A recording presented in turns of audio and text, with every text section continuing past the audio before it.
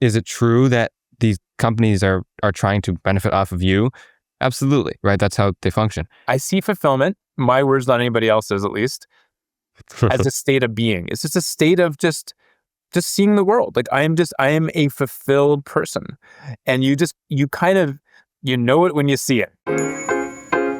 Marc Kielburger is a social entrepreneur, a movement builder, and a force behind some of the most meaningful, purpose-driven initiatives of the past 3 decades. He co-founded Legacy Plus and Me.org, and he's the author of the New York Times-bestseller Me to We, Finding Meaning in a Material World. For more than 30 years, Marc has dedicated himself to helping people and organizations find purpose, guiding brands like Microsoft in building positive social movements, and creating lasting legacy projects with Oprah Winfrey, Sir Richard Branson, and Martin Luther King III. But behind all the accomplishments is a much deeper story, a story of personal growth, of searching for health, meaning, and fulfillment across continents and across chapters of life. A story that has shaped not just his work, but his understanding of what it means to live with intention. In today's conversation, Marc Kielburger shares why fulfillment is something built from the inside out, not through achievement, but through the ongoing work of personal growth. And he explains how that philosophy can become a foundation for the choices we make and the lives we build. My name is Yuvan Rasiah, and every 2 weeks, I sit down with people from all walks of life who have something meaningful to offer, lessons, stories, and honest reflections on personal growth. These conversations aren't about having all the answers. They're about learning from people who've lived through moments of loss, change, and renewal. Welcome to Lived Words.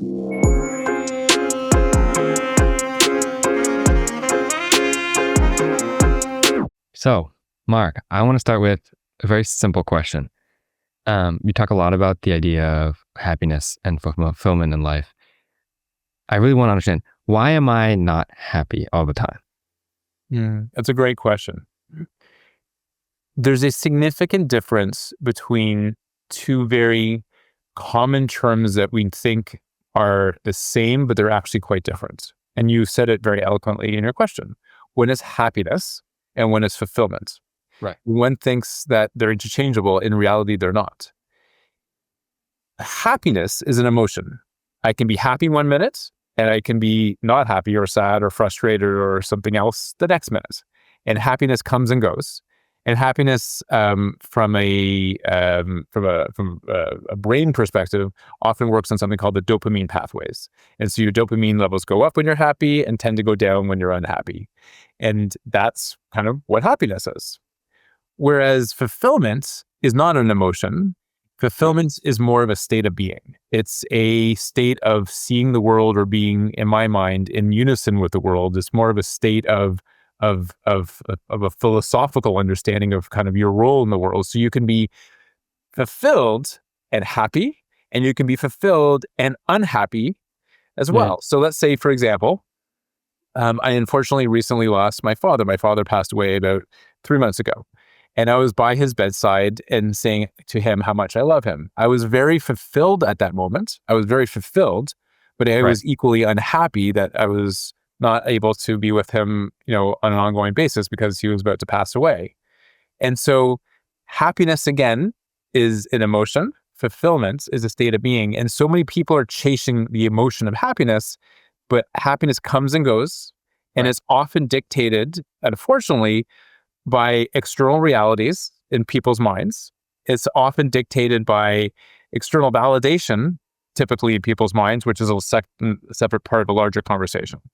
Whereas fulfillment is very much dictated by your own emotions, by your own state of being, by your own love for yourself, and by your own ability to center yourself. Right.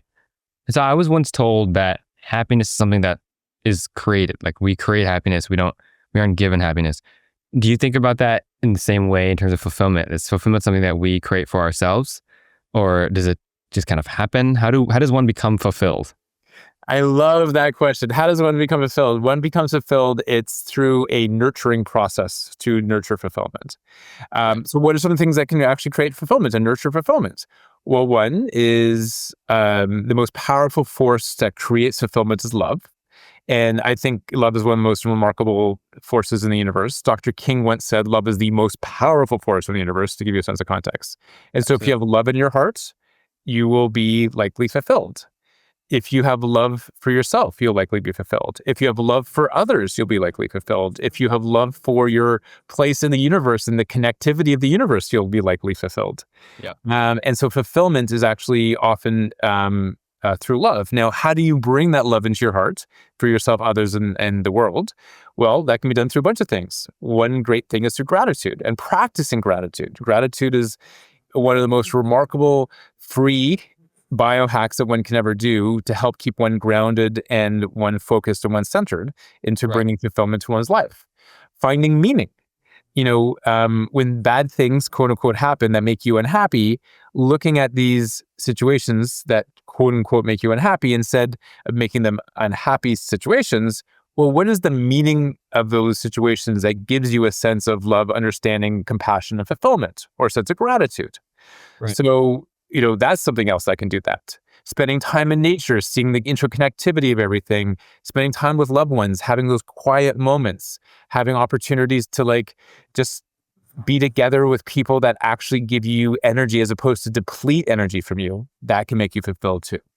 Right. Fulfillment is done through a practice, and you literally have to practice fulfillment to become fulfilled.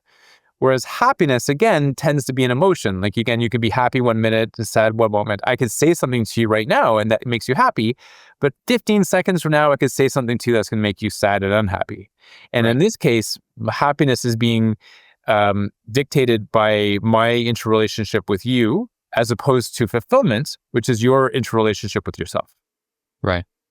Do you ever feel like it's almost cyclical in the sense that when you feel a sense of unfulfillment, it becomes harder to actually do the things to become fulfilled because you're kind of in that pit? Because sometimes I feel like if I'm unhappy or if I feel like everything I'm doing is wrong or it's some sort of negative emotion, it can be so strong that it's I can't get out. You know what I mean? Yeah. When to the point where it's I feel like I can't go out and actually do the things that I know would make me happy or would make me feel fulfilled because I'm so stuck in the unfulfillment.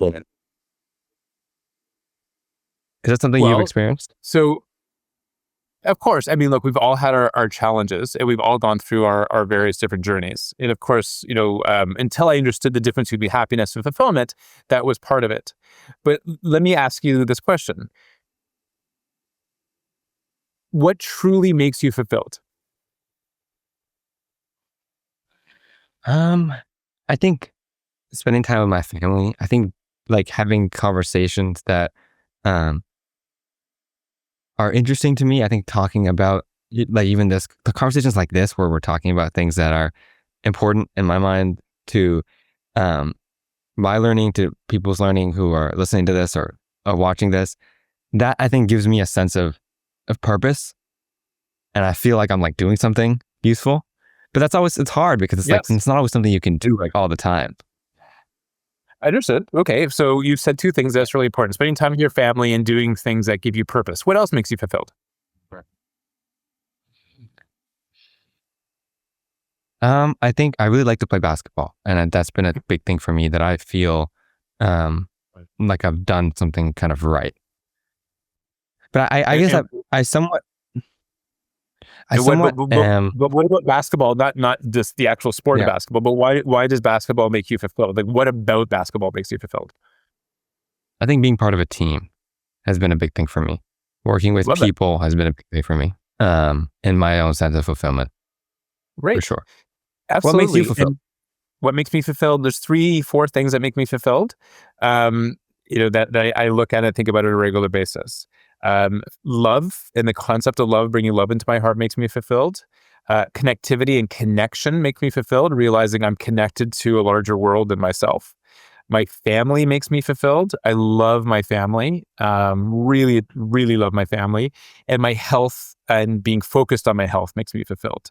And all those things actually are interrelationships to each other, because love of family, love of self through health, connection to my family, connection to myself through health, connection to the sense of the spiritual underpinnings of the universe through love.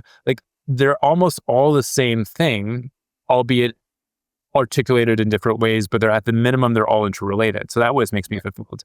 But I wanted to say thank you for mentioning, your time with your family, things that give you purpose in your team, and spending time as a team. And if you can keep that in your heart as your guide or as your anchor or as your your internal GPS.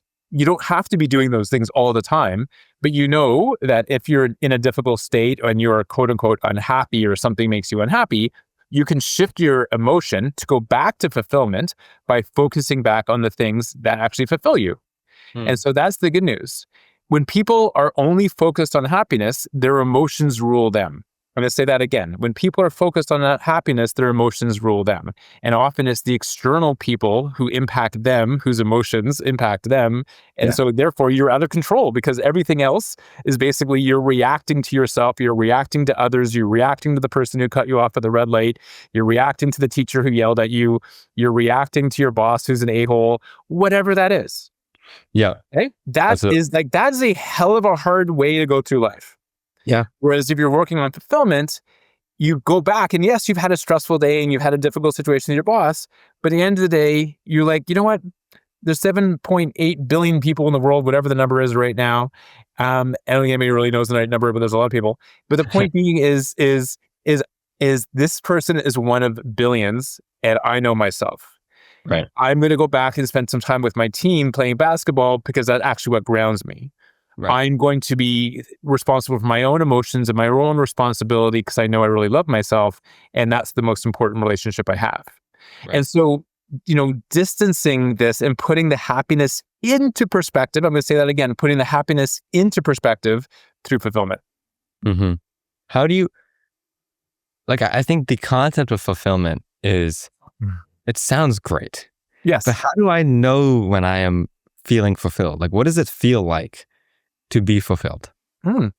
You feel centered, you feel grounded, you feel calm, you feel purposeful, you feel connected, and you feel love. Really? Those are things. And again, I see fulfillment, my words, not anybody else's at least, as a state of being. It's just a state of just seeing the world. I am a fulfilled person. And you know it when you see it. You know it when you know it. Absolutely. Whereas 10 years ago, 5 years ago, 4.5 years ago, I was focused on happiness, and happiness was one moment I was happy, one moment I was sad, one moment I was angry, one moment I was excited, one moment I was this, one moment I was that. And it was like a stock ticket, up and down and up and down and up and down. Yeah. And now I'm more of an even keel flat line. And I can assure you know it when you know it. And my ask to readers is 2 questions. Are they really happy? And are they fulfilled? Because I think a lot of people put on a veneer of happiness and they know they're not happy. Yeah. They think they're happy, but deep down inside, they're really not happy. Or they put on their Instagram, reels or whatever it is, look how happy I am, look how great my life is. And they put on the filters, and it's to show everybody else the veneer of happiness, when in reality, there's a lot going on inside that's making them unhappy. Right. It's a different way of seeing the world. Right. So let's talk about, if we can, you mentioned 4.5 years ago, right? About 2020. The world is in a global pandemic. We're all kind of shut down in quarantine. And at that time, you, I think by all means, in terms of resume, have been incredibly successful. You're a Harvard grad, you're Oxford grad, you're Rhodes Scholar, you've worked with Oprah and Sir Richard Branson. And it sounds like you have all the things that you need. And yet you're telling me that you were focused on happiness and not on fulfillment. So you didn't feel fulfilled in your life. Is that fair? Why? Yeah, not only did I not feel fulfilled in my life, I was chasing the wrong outcome and I crashed. And there's a whole bunch of reasons for that. But I'm going to talk about the implication of the crash here just for a moment to answer your question specifically. Absolutely. Mentally exhausted, physically exhausted, emotionally exhausted, 50 pounds more overweight than I am now. So 50 pounds heavier than I am now. Now I'm not overweight, but before then I was. Pre-diabetic, absolutely miserable, not sleeping, not a bad father, but not a good father, not a bad husband, not a good husband.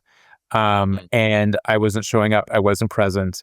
I was falling asleep while driving. I had this thing that doctors laughed at me called adrenal fatigue when I explained what this was. Conventional doctors didn't know what I was talking about until I found some doctors who did understand the importance of what I was explaining. And, I literally went to the doctor saying I couldn't sleep. And then they gave me a prescription for sleeping pills. Yeah. And then I just ended up taking way too many sleeping pills. Like it was a disaster, like literally a disaster. And, you were very kind in all your remarks in terms of my resume. And yes, I do have a lot of experience in that resume, but I couldn't figure this out. Like here, I've gone to some of the best schools. I've got a great group of friends and a great network. And I was blind.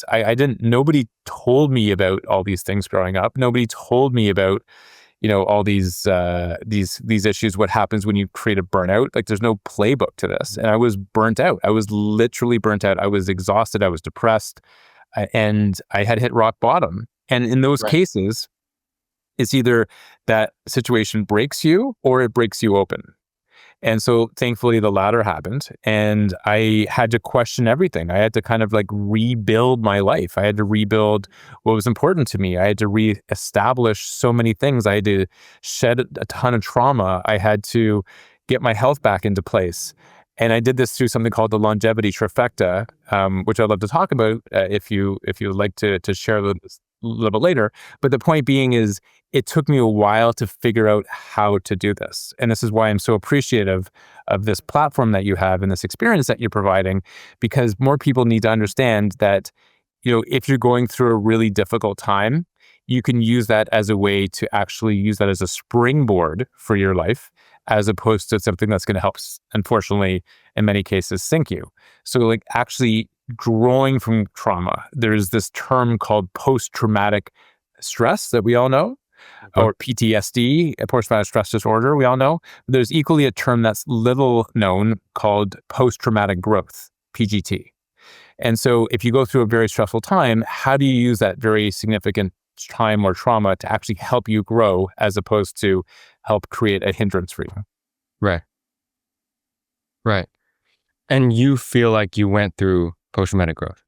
How does someone who is in that moment where you are, you have adrenal fatigue, you're pre-diabetic, you're mentally exhausted, you're physically exhausted, how do you, instead of going into that post-traumatic stress, you go into post-traumatic growth, you're able to improve out of that? I think that there's this idea that just trauma makes us stronger and we're able to grow from it. And I think a lot of people talk about it as a concept, but it's often harder in practice than I think we make it seem, right? It's the idea that in a hard moment, just push through and you'll be great. Well, it's not so simple always. How were you able to really get through that pain and that struggle that you were in, and find your way to growth? It's a great question. And there was no one moment. There was no, magical situation whereby the sky opened up with the sun ray coming down, pulling up from the heavens. Like that didn't happen. I wish I could point to the one thing. There were some very profound moments, but some significant things that did happen.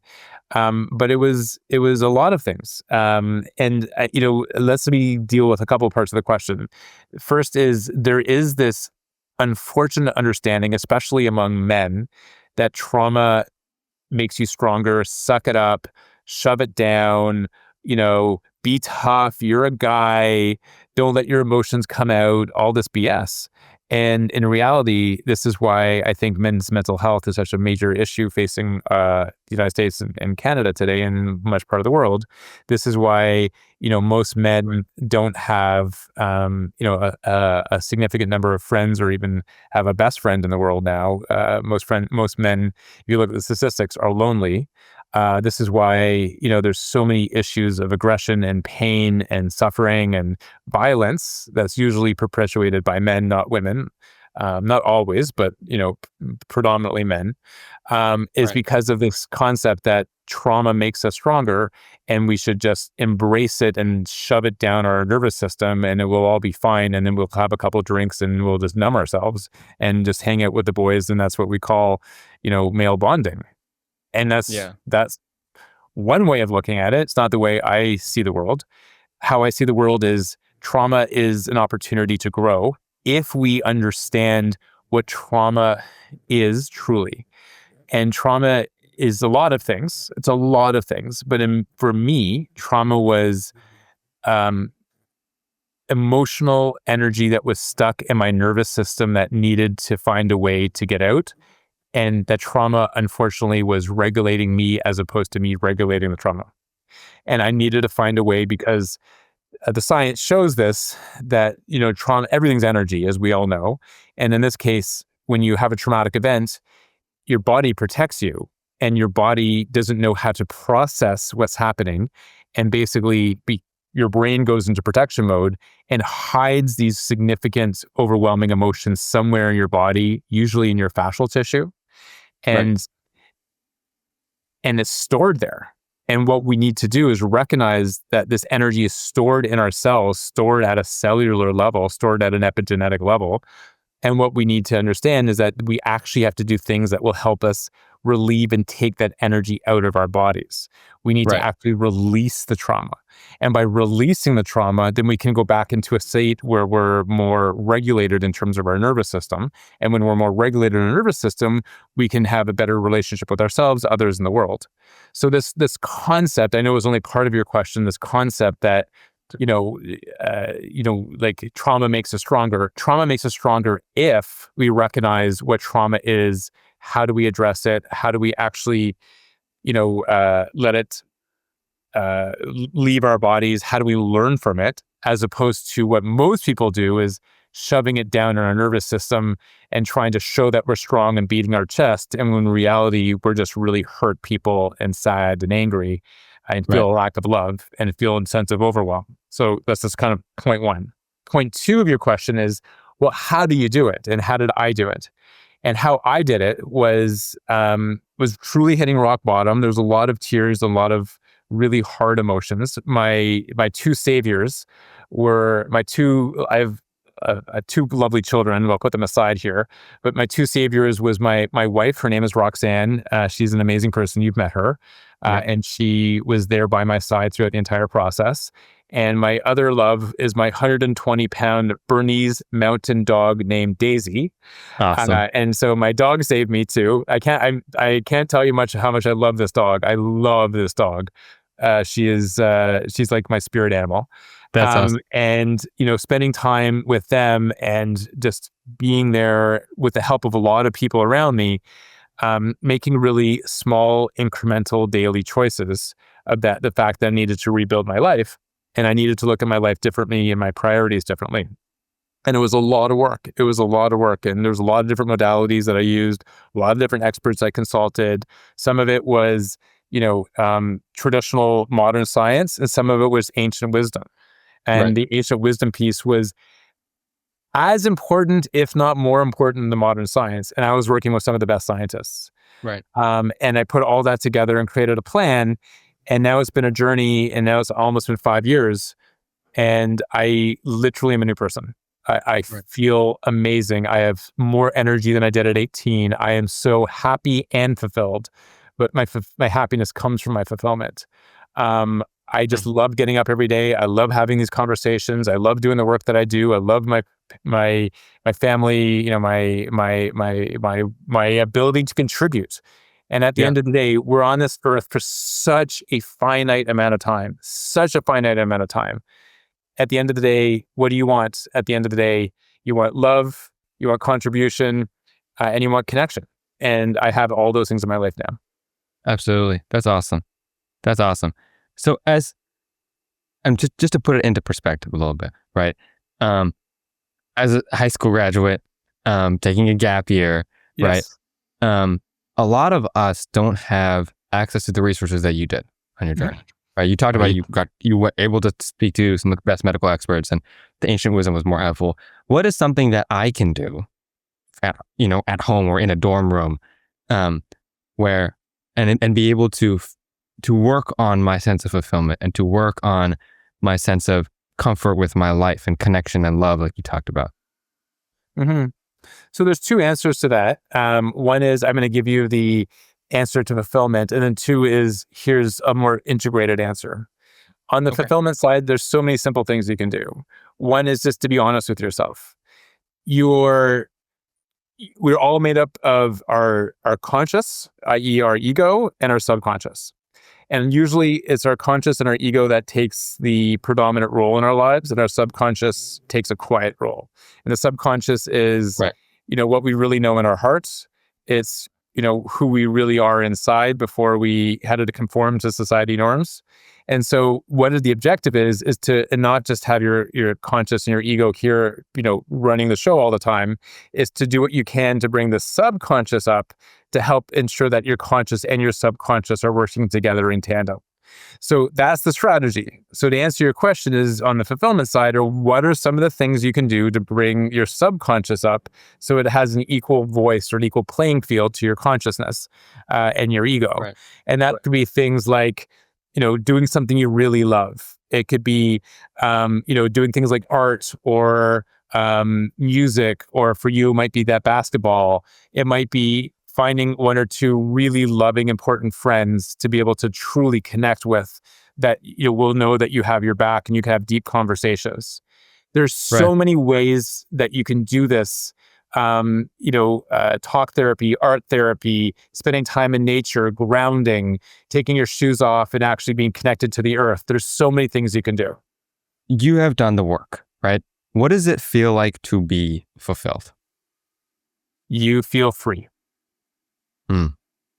What does that mean? It means that all of the expectations, for the most part, that the conformity that society gives you and expects of you, the ability to be anybody but yourself, is abated. And you go from thinking and caring what everybody else thinks to thinking and caring about what you think about yourself. It is very liberating.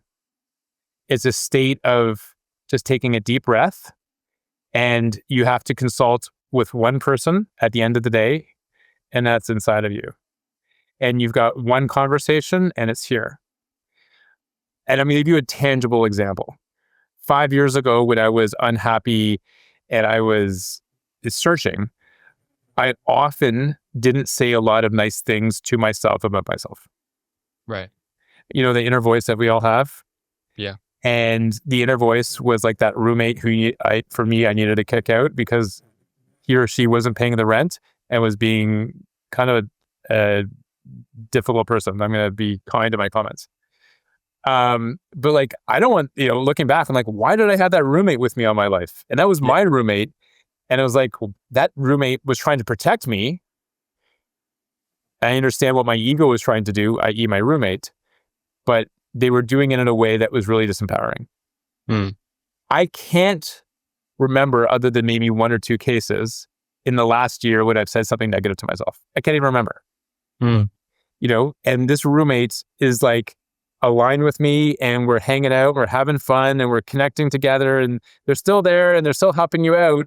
But it's like the roommate you wished you'd had the entire time you were in college, because it's the best person you want to hang out with.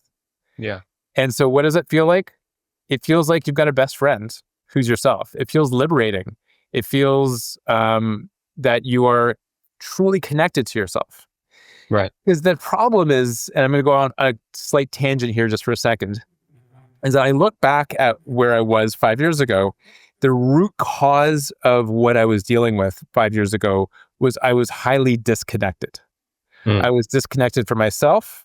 I didn't love myself. I wasn't, that roommate analogy, I wasn't supporting myself. I was disconnected from others. I was not showing up because I didn't want to be myself. So why would I want to have myself out there with others when I didn't even care about myself to the extent I needed to? And I was certainly disconnected from the world. So there was a big issue there too. Right.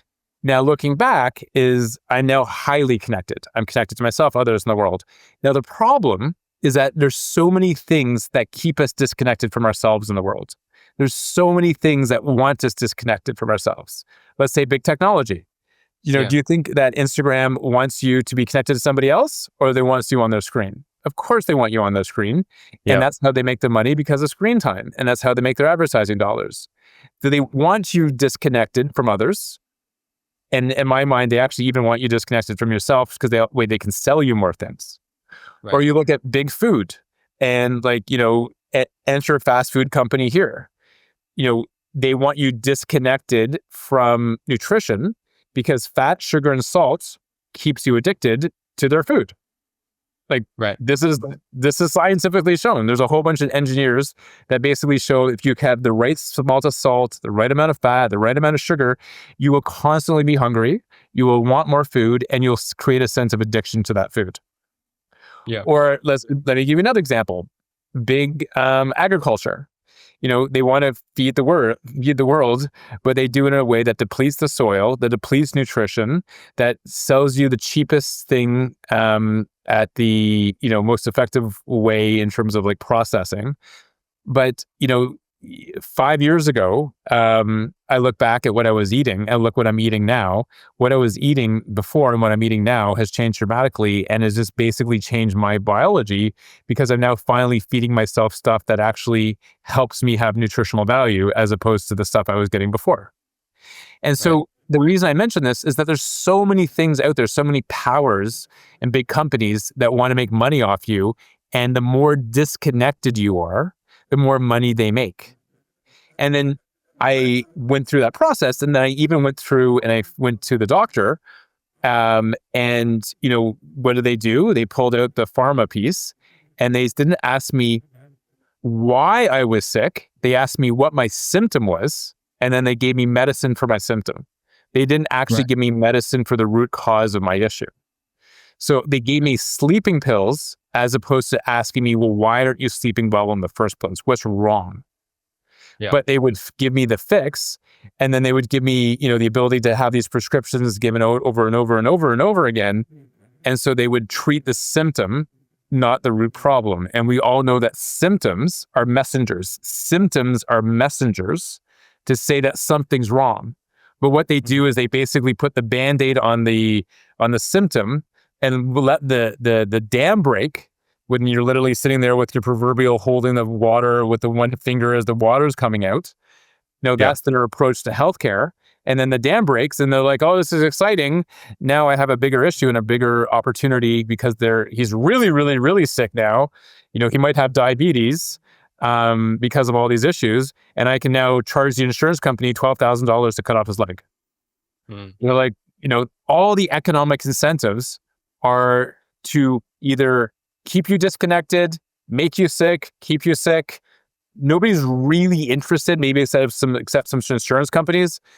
Nobody's really truly interested in these big categories of actually keeping you healthy.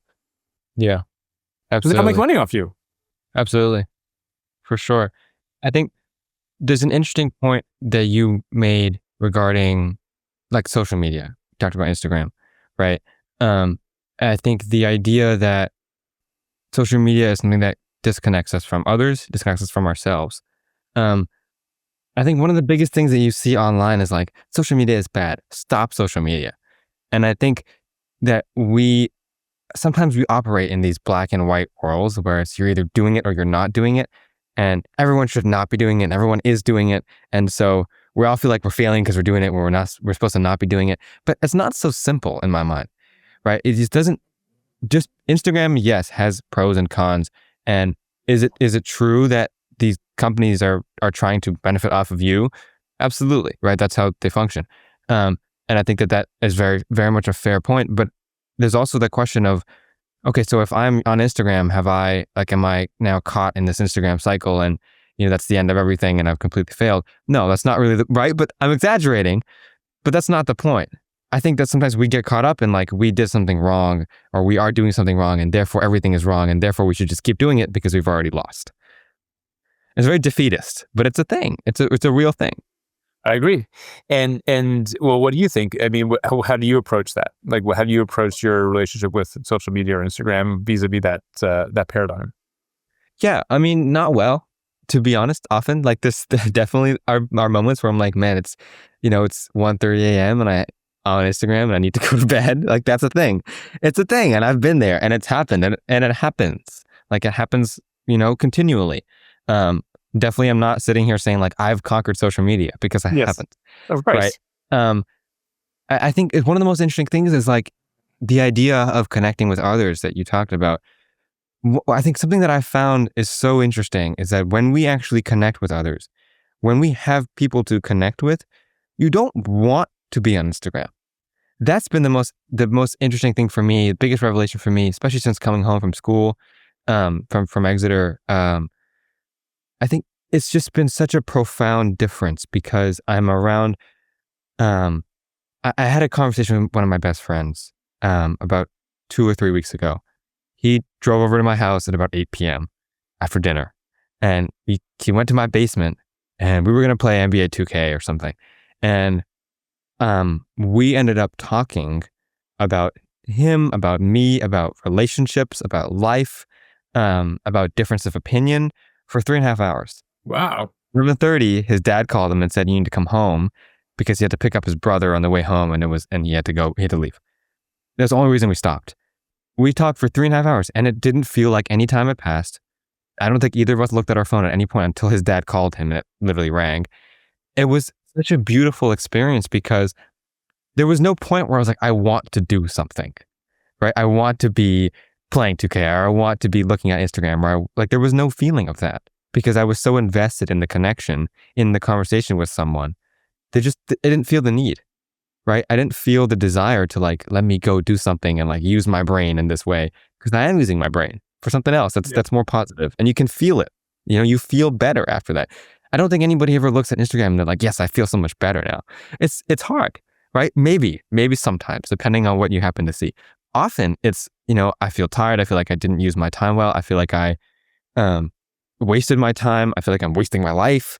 I feel like, or even if just neutral, like, oh, well, that was my 5-minute break between work, right? It's like that sort of mentality versus like, I feel like I grew. I feel like I learned something.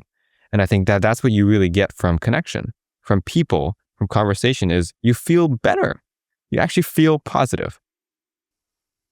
Well said. I think that's extremely articulate and very well said.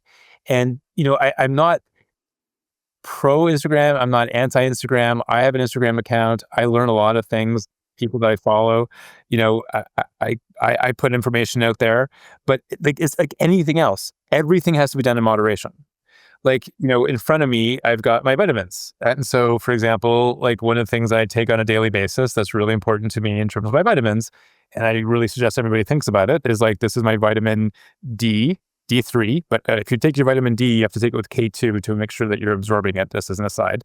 But I have because I know from my genetics that I don't absorb vitamin D properly. And vitamin D is one of the most important vitamins. It's not even just a vitamin. It's one of the most important hormones out there because it's important to all cellular processes. Right. However, if the vitamin D is too low, I'm going to struggle. But equally, if my vitamin D is too high, it's going to get toxic. Right. The only way vitamin D works, it has to be within a bandwidth. And for me, I need more vitamin D because I have an absorption issue based on my genetics. But I have to maintain an element of vitamin D. If it gets out of the bandwidth, then there's a problem. If it gets too high, there's a problem. So a little bit of everything in terms of vitamin D or vitamin E or vitamin B12 or whatever it is I've got in front of me is really important. When you get out of the bandwidth, it becomes a problem. But the problem in society right now is that, there's this all or nothing, or here's the thing that's going to, fix you, or, whatever it is. And how the economic systems work is that there's no interest for modulation. Everything is like, I need to sell more and more and more and more and more. It's all about the next sale. It's all about the next velocity because of our economic system. And so what is Instagram trying to do is, in my mind, is trying to keep you for the most time and attention possible. And I'm sure they're sitting there at headquarters in Menlo Park being like, oh my gosh, this is so exciting. Our time per user is up. We have more amount of time per user this month than we have last month. We have more attention. We have more people's retention and attention, and that they're going to, communicate that in their earnings call. The stock price is going to go up because they have more people spending more attention. And how do they keep people spending more attention on Instagram? Well, they hire a bunch of neuroscientists who understand the brains of young people to figure out how do I actually program these materials in the interface to keep people addicted so that they're clicking and clicking and spending more time and more time. And so, I have a soon-to-be 11-year-old daughter who's generally addicted to YouTube. And I've had to literally wane her off YouTube, and she still can see it, but she has to see only a certain amount of certain amount of time, because I'm concerned Same about thing. same amount of money. Exactly, well said. But the issue specifically is that the moderation is the key, and we tend to lose moderation in society because the economic incentives for these companies are so significant that they're programmed against us to allow for that moderation. And parents, in this case, are too busy, often, not all the time, but often, to ensure that moderation takes place. And it's just hard out there because we're being bombarded, not just with social media, but with fast food and with everything else coming at us, that it becomes overwhelming. And so a lot of people just give up, and they're like, whatever. I'm just going to do my best and turn on Netflix and binge watch something so I can check out of my life and check out of my body. And that's not good either. Absolutely. Absolutely. Can we talk about instant gratification? Because I think it's something that is talked about often, right? It's this concept that we crave, or we're programmed to crave something quick, right? A hit of dopamine, a sugar high or something, like a rush, right? And I think often that one of the things that I've struggled with is that when I don't see results, when I don't see something happening, it's hard to keep going, right? It's hard to do something. So when something like Instagram, where, you can go watch an Instagram reel and it's a minute and a half and you just feel like, it's like, oh, that was so funny, right? It's quick, it's easy, it's simple. It's much harder to go, hey, best friend from childhood, can you drive 30 minutes to come see me? Can I drive 30 minutes to go see you so we can have a conversation? It takes more time, right? And we see this concept applied to so many things. Going to the gym is a big one that people talk about, instant gratification, where it's like you go to the gym for a month and you don't see anything. It's like you give up. Well, that's not really how it works, right? You need to go continuously. How have you dealt with that idea? Because we all have it. We all want to see results, right? And a lot of the work that you've done, and you talked about it, you went through modern medicine, you went on a journey to try to find things. You weren't finding things immediately, right? That's how it is. But you continued on the journey, you persevered, and you were able to get to the right places and the right people and do the work. But that takes time, right? That takes time. How do you deal with that desire to be like, I didn't get it, and so I'm giving up because I'm done? It's a really interesting insight. Let me explain to you the answer, how I see this, and then let me explain to you some basic science behind it. So Sure. I used to always think that the destination is the most important thing. And when my wife and I would go somewhere, we go on vacation, I'd be like, I just want to get there. I just want to get there. Or we're going to go see, an ancient temple. And I would literally race past beautiful gardens and the monkeys and all this kind of stuff, because I just wanted to get the temple. I wanted to check the box. I went to the temple, right? Mm-hmm. And I was caring about the destination. And for me, I got the destination, and in my mind, I checked the box. I got the instant gratification, or the dopamine hit of being like, I saw the temple, look how great I am. I'm going to take a photo in front of Instagram. I conquered something new. Yep. And when I started looking at life through fulfillment, I really enjoyed getting to the temple, but sometimes I didn't get to the temple at all. Sometimes it took me a day, and sometimes it took me an hour, but I actually equally enjoyed the journey along the way to get to the temple. I would stop and talk to somebody.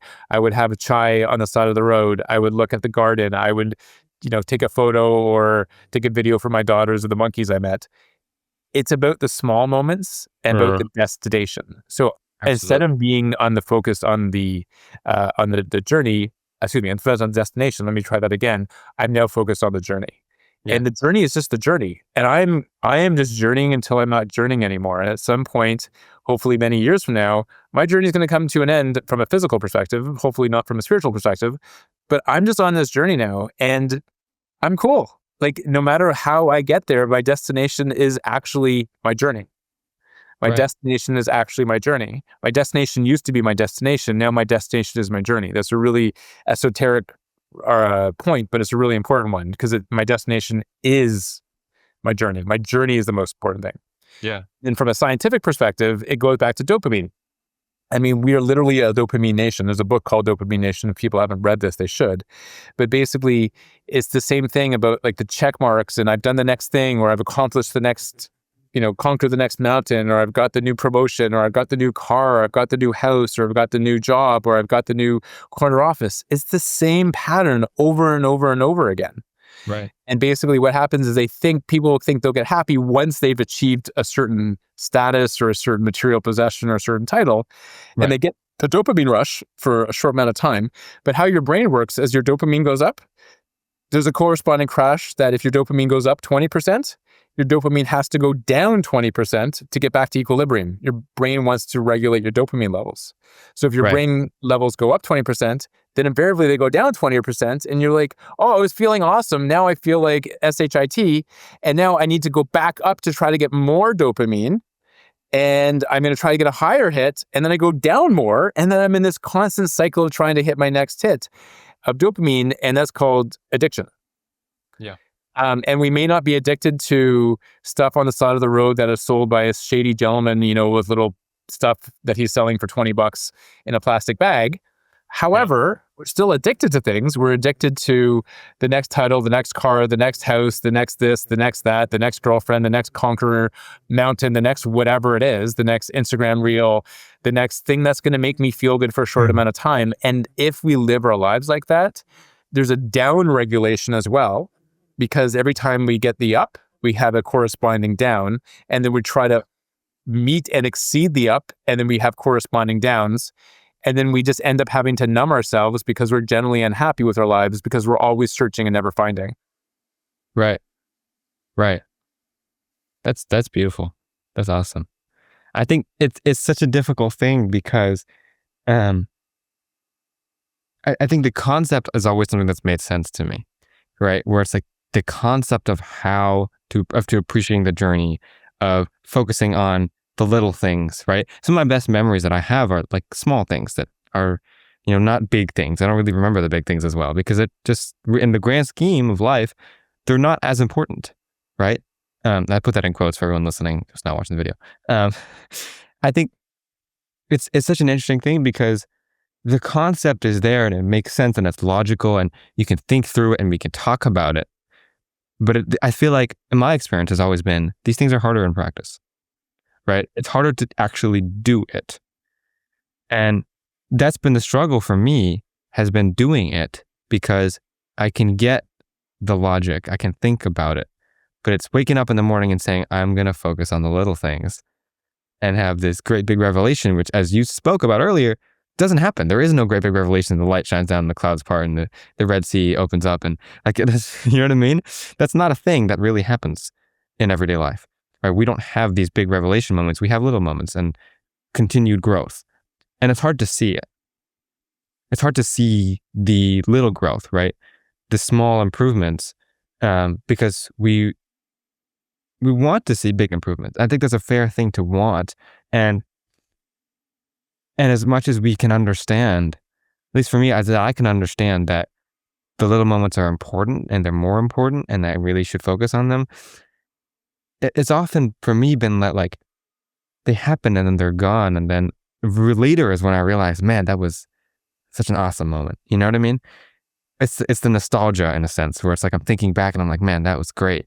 That was one of the best days of my life. And that was 2 weeks ago. It's like, man, I wish I had known in the moment. But I didn't know.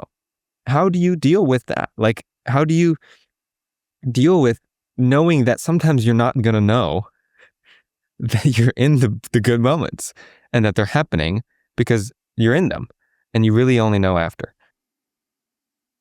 So again, a very fair observation.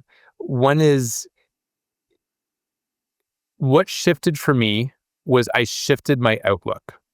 So if you tackle the moments, it's going to be very hard for you to create the behavior pattern changes that are necessary on a sustained basis. Right. Elevate the thought. Do you want to be happy or do you want to be fulfilled? Make a choice. I can assure you, I promise you, you want to be fulfilled. It's up to you, but make a choice. If I want to be happy, then I now know what to do. I need to go find all these things that are going to spike my dopamine to keep me going, keep me moving, keep me whatever. Right. And there's a plan in place. And let me tell you, the world's going to be extremely happy that you're seeking happiness because they're going to sell you a lot of stuff on the way. Yeah. Do you want to be fulfilled? Is I'm now going to look at the life and my lens differently, and I'm going to make choices differently. One of my remarkable teachers in my life many years ago, who subsequently passed away, wrote this famous book called The 7 Habits of Highly Effective People. His name was Stephen Covey. And your older listeners will understand what I'm talking about. You probably never may have heard of him, maybe you have, but he's somebody who helped a lot of people many years ago. And he had these 7 habits of highly effective people, and one of the habits is to begin with the end in mind. To begin with the end in mind. What are you trying to do? What is your ultimate accomplishment? What is your goal? And you should have a goal. And if you work backwards from that goal, then all your decisions emulate or resonate from that goal, is probably a more appropriate word, to make sure that we're moving forward based on what you're trying to accomplish. So what do I want? I want a life through happiness, connection, love, family, health. That's what I want. Yeah. And all my decisions now come from that because I know where I want. So when it comes to these small little things, I link them automatically back into my brain. Oh, did that give me connection? Did that give me love? Did that give me health? Did that give me family moments? Because I know what I want, and then everything now links back. And I literally probably reprogram my brain using neuroplasticity to make sure I create the correlates to make sure that everything links back to my brain about what I want to accomplish. Right. However, it takes 3 weeks on average to create new habits. It takes 3 weeks on average to create new habits. So make sure that you're practicing this for a minimum of 3 weeks to then think, and you'll let your body and your nervous system re-regulate itself to create the habitual framework to create the new habit. What's the best way of doing that? Things like mindfulness, meditation, and gratitude on a daily basis. Spend 20 minutes when you wake up, ideally 20 minutes when you wake up because your brain is in a different state in terms of brain waves, and it can bring more information into your subconscious in a more effective way. And just go through what you're grateful for. Go through what you're connected to. Go through what fulfills you on a daily basis and recenter yourself down to those things on a daily basis. I do it every morning. I don't miss it. And then that way, those little moments get programmed into me and I'm able to put them in the right filing cabinet because I have the filing cabinet doors open. Right.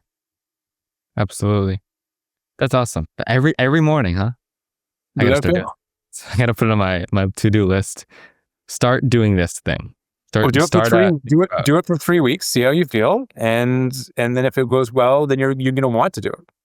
Yeah. And it's kind of one of those things. It's like it's hard to get going. You know, it's hard to not eat crappy food every day, but after 3 weeks of eating healthy food, you're never gonna want to eat crappy food again.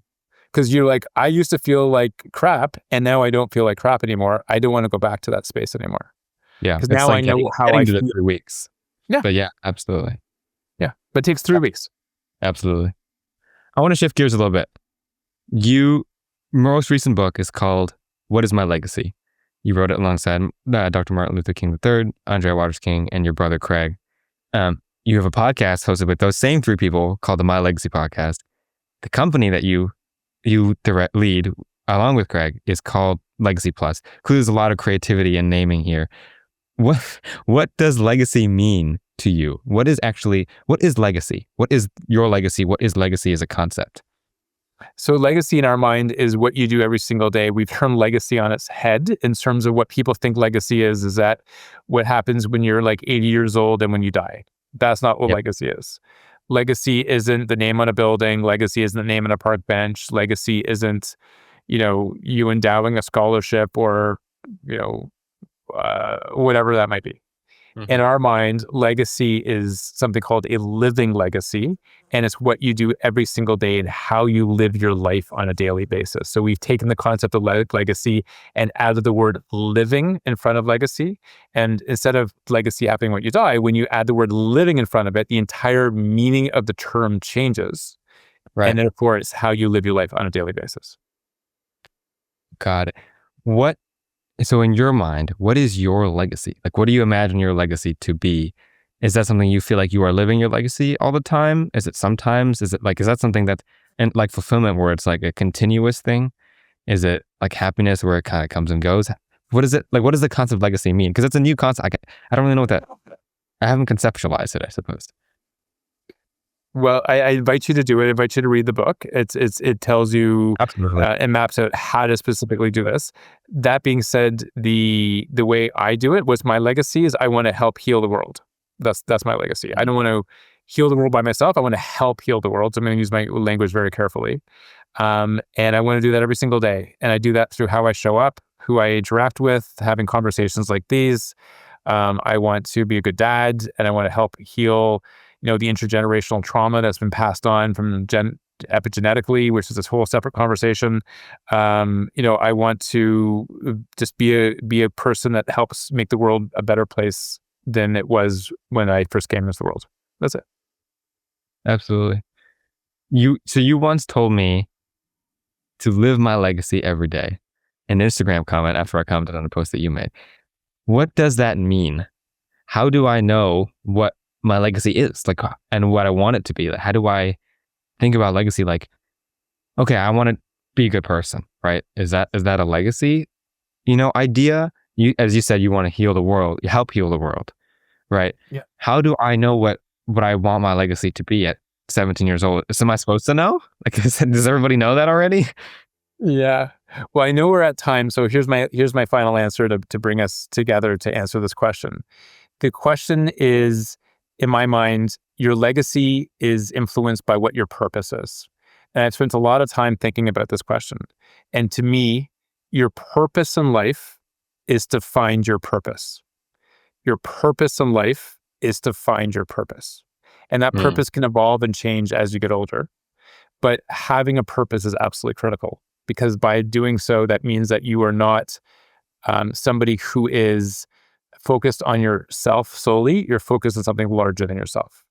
So my purpose is found through what fulfills me. And what fulfills me, again, is love, connection, family, and health.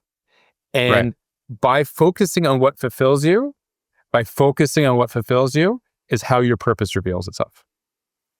Got it. All right. Thank you so much for this. I have one final question that I end every episode with. Yes. As it's the Live Words podcast. What are some words you choose to live by, and why? Love, connection, family, health, because that's what fulfills me.